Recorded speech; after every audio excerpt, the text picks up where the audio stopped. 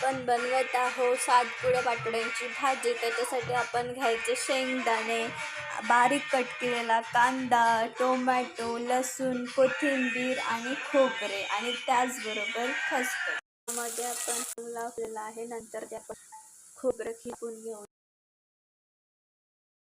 त्यानंतर यामध्ये आपण बारीक मिक्सरमधून काढून घेतलेलं शेंगदाण्याचं कूट टाकूया. बघू शकता आपण सर्व हे छान असं मिक्स करून घेतलेलं आहे.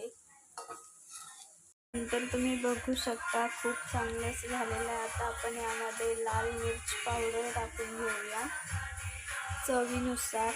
त्याचबरोबर मसाला, गरम मसाला टाकून घेऊया. त्यानंतर धनिया पावडर,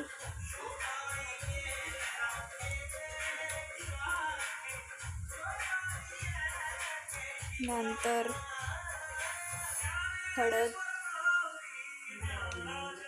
चवीनुसार मीठ आपण यामध्ये टाकलेलं आहे. चांगलं हे मिक्स करून घेऊया. आपण मिक्सरच्या भांड्यामध्ये कांदा टाकून घेऊया. कांदा, लसूण, टोमॅटो हे सर्व आपण मिक्सरच्या भांड्यामध्ये टाकून घेऊया.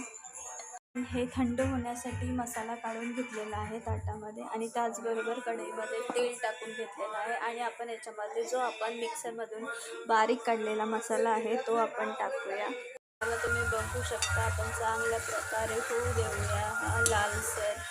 आणि त्याचबरोबर यामध्ये आपण ॲड करूया मिरची पावडर, धनिया पावडर, दळलेला मसाला आणि हळद.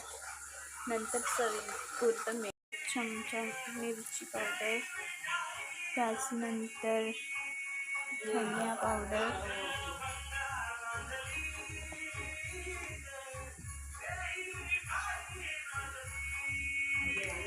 आणि हळद.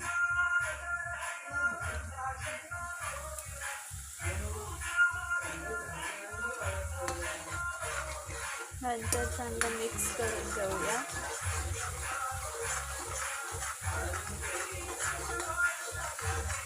त्याचबरोबर थोडं चवीनुसार मीठ आणि थोडा कोथिंबीर.